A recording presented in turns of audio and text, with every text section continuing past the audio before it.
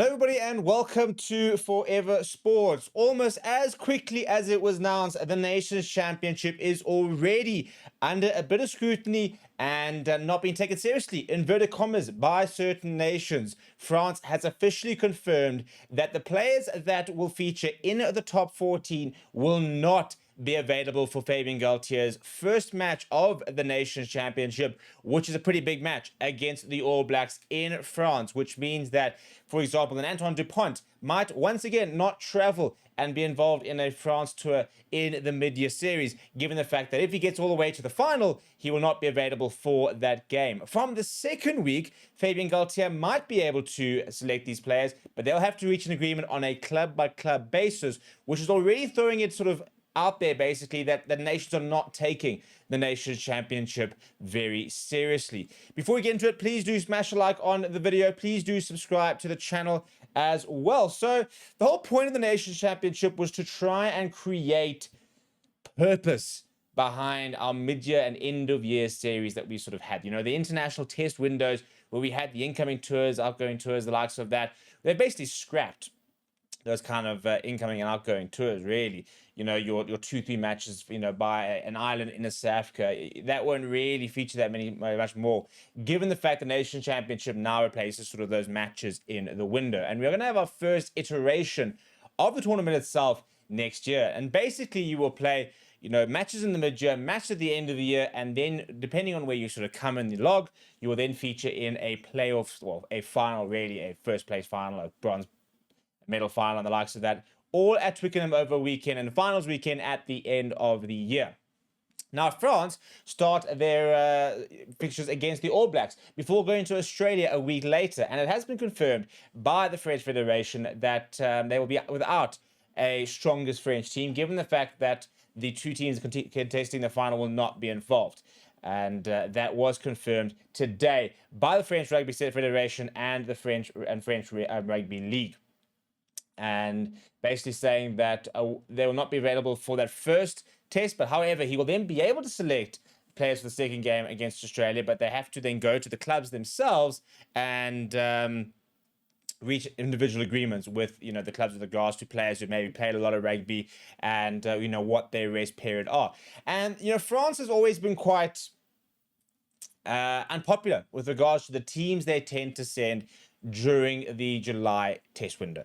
They very rarely send strong squads, to be perfectly honest, and they still maybe gave the All Blacks a bit of a go last year. But we felt that we were robbed of a really good series, because we felt we were robbed of an opportunity to see an Antoine Dupont and co, you know, remain intact, Gregory Aldridge, your Thomas Ramos, go to New Zealand and beat the All Blacks in New Zealand, like we saw in the Irish series a few years ago when Ireland won a series in New Zealand for the first time ever, and that became quite an iconic series. Now, we've kind of been robbed of that last year between France, and once again, we're already seeing them basically say that they're not worried about those sort of first tests, and I think we're going to see a lot of the European nations potentially not send strongest teams out for that sort of mid-year series, and basically kind of just bank rather on them getting the results at the end of the year to put them in a potential final or the likes of that. Unfortunately, we're only going to be able to see how the Nations Championship really works and how it's sort of going to go once we get there. Because until then, it's most pure speculation. But it is quite frustrating because you look at a side like Toulouse and you sort of expect them to potentially get that far.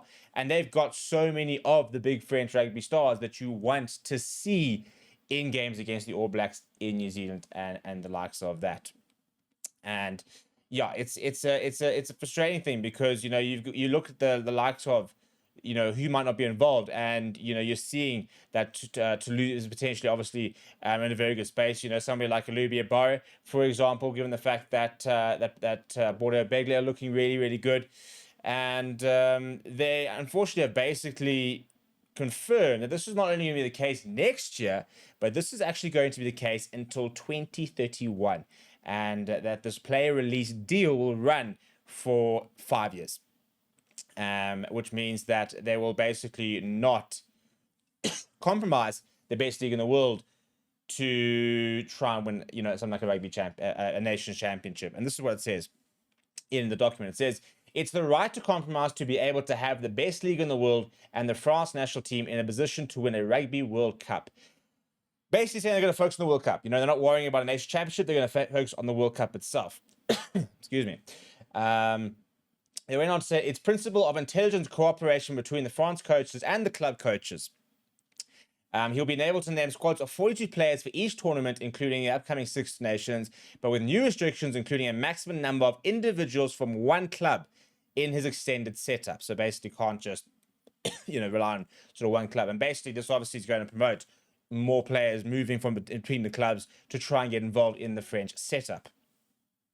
So it's an interesting scenario, really, this whole brand new sort of document. And obviously we're going to sort of see if it works for France with regards to how competitive they are next year at the World Cup. But I think the problem is we've got a Nations Championship next year, which a lot of people don't understand. A lot of people don't really care about, to be honest. And it's happening so close to a World Cup that I don't think we're going to see too many nations really care. We are now in a situation where I think, your European nations are going to focus on the Six Nations coming up. Your South Africa and New Zealand are going to focus on the Great Rivalry Tour. But that's really it. After that, it's going to be all attention paid towards the next World Cup. They're not going to be worrying about winning a Nations Championship, winning a Six Nations next year, to be perfectly honest. Right now, next year, if you're going to ask a France, would you rather win the Six Nations or the World Cup? They're going to choose the World Cup. And rightly so, really. So it's a frustrating situation. And it'll be interesting to sort of see which nations do try and take the Nations Championship seriously and how they sort of manage that. I mean, I think that's something that the Springboks could very well, obviously, with the depth they have, be able to rotate and hopefully still be competitive. That's what we're going to see this year as well, is the kind of which nations have the depth to be able to select maybe second string sides and still be able to get some of the results. But the point is, we now sit in a scenario where we don't get a full strength French side against a full strength New Zealand side in New Zealand, and that's not good for fans, because those are the tests that you dream of playing as an All Blacks fan, and even as a French fan. I mean, I don't think they really care too much these days about going over, but I think your original sort of French players would have loved to have gone over and try and beaten a New Zealand in New Zealand. As fans, we loved seeing those kind of contests.